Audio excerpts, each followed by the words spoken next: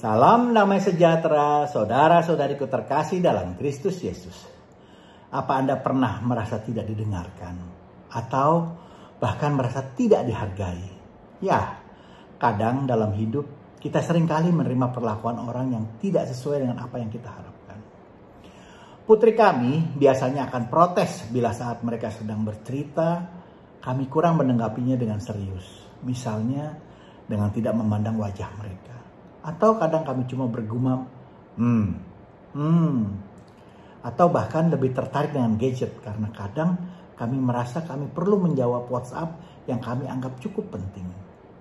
Meskipun sebenarnya kami tetap mendengarkan mereka, tapi mereka protes dan kadang bahkan sampai ngambek. Mereka merasa tidak didengarkan dan kurang diperhatikan.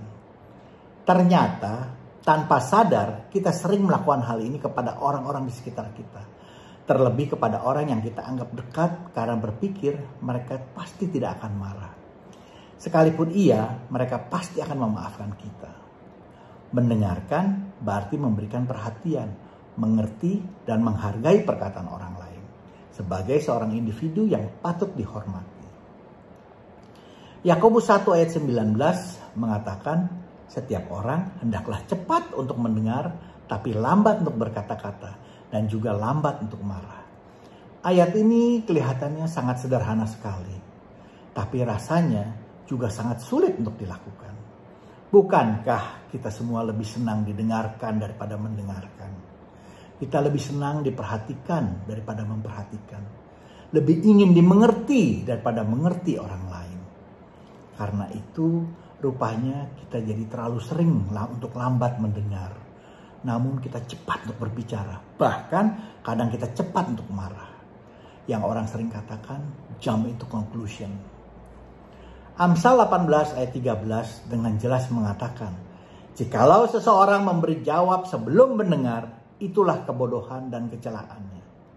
Bukankah artinya kita tidak hanya perlu mendengarkan, namun lebih dari itu kita harus menyimak dengan baik.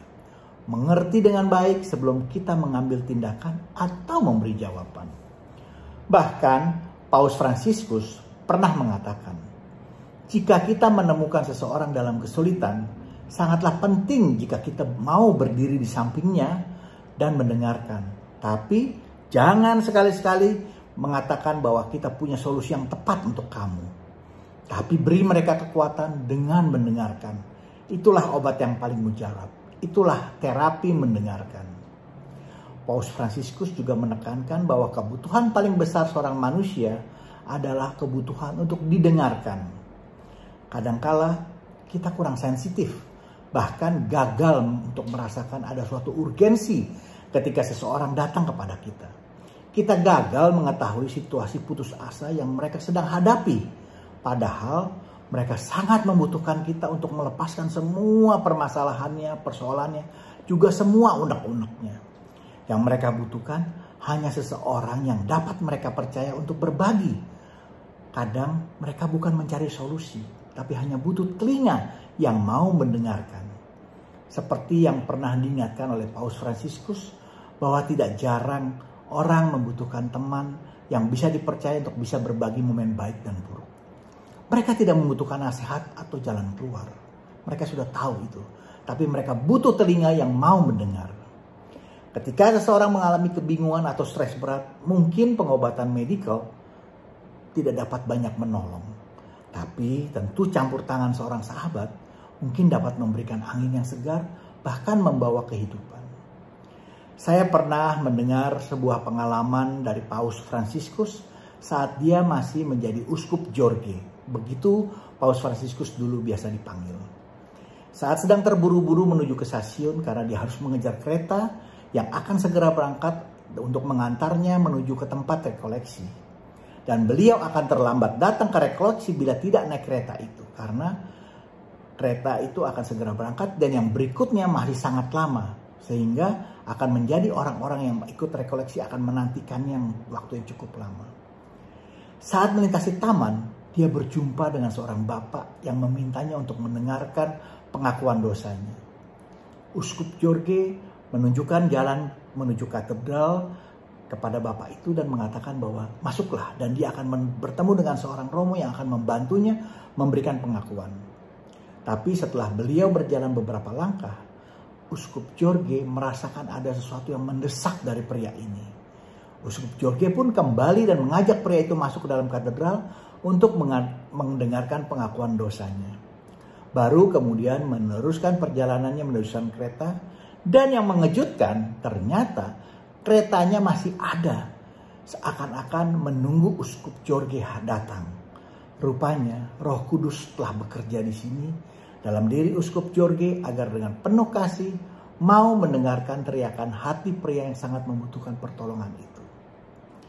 Santo Agustinus juga pernah menasehatkan agar kita mau mendengarkan dengan hati, bukan hanya dengan telinga, tapi secara spiritual melalui hati. Jangan taruh hatimu dalam telingamu, tapi taruhlah telingamu dalam hatimu. Mendengarkan dengan telinga hati membutuhkan kesabaran. Kita perlu kesabaran untuk meminjamkan telinga kita untuk mendengarkan orang sampai selesai berbicara dan menyediakan waktu untuk mendengarkan. Saya punya pengalaman yang agak mirip. Pernah suatu saat di tengah malam, telepon di rumah saya berdering pas saya sudah mematikan lampu dan mau tidur. Karena sangat mengantuk, saya tidak mengangkatnya. Sampai istri saya protes. Angkat tuh telepon, berisik kan? Terus terang saya enggan mengangkatnya. Sampai istri saya bilang kembali, jangan-jangan itu penting loh. Kalau enggak, masa tengah malam dia telepon? Maka saya pun sadar. Benar juga ya, kata istri saya. Pas saya angkat, ternyata ada seorang ibu di ujung sana yang ingin bertemu dengan saya malam itu juga. Dan terus terang, saya agak keberatan karena itu sudah malam dan saya sangat mengantuk. Dan saya menjanjikan untuk bertemu dengannya besok pagi. Namun ibu tersebut menolak dengan keras dan berkeras untuk bisa bertemu saya saat itu juga. Akhirnya kembali istri saya pun mengatakan kepada saya, temuin deh, kayaknya sangat penting tuh. Akhirnya saya pun menurut dan menemuinya. Ternyata ibu itu sedang ada masalah dan bercerita panjang lebar sambil menangis. Saya pun tidak dapat berkata-kata. Saya hanya memberinya tisu dan kembali memberinya tisu. Tak terasa ibu itu bicara selama lebih dari 2 jam. Dan saya terus terang tidak ngapa-ngapain kecuali meminjamkan telinga dan memberinya tisu. Setelah selesai, dia berterima kasih dan pulang. Dan setelah itu pun tidak terjadi apa-apa. Hingga suatu saat saya mendengar kalau ternyata malam itu ibu itu sudah mau bunuh diri karena sedang kebingungan dan dalam stres berat. Syukur pada Allah, dia merasa perlu bertemu seseorang untuk berbagi masalahnya, untuk mendengarkan keluh kesahnya. Sehingga setelah mengeluarkan seluruh permasalahannya, dia pun menjadi lega dan batal untuk bunuh diri. Saya membayangkan bagaimana bila saat itu saya memilih tidur dan tidak mau memberikan telinga saya untuk mendengarkan. Dan juga tidak mendengarkan nasihat istri saya untuk mengangkat telepon dan menemuinya. Kita mungkin tahu solusi dalam menyelesaikan masalahnya, tapi ada kalanya kita perlu menahan diri. Kadang orang hanya membutuhkan kita untuk menjadi pendengar yang baik, yang siap meminjamkan telinga untuk mendengarkan masalah yang sedang mereka hadapi, bukan mencari solusi. Rasanya menjadi pendengar yang baik adalah juga suatu tindakan kasih dan kepedulian kita kepada sesama.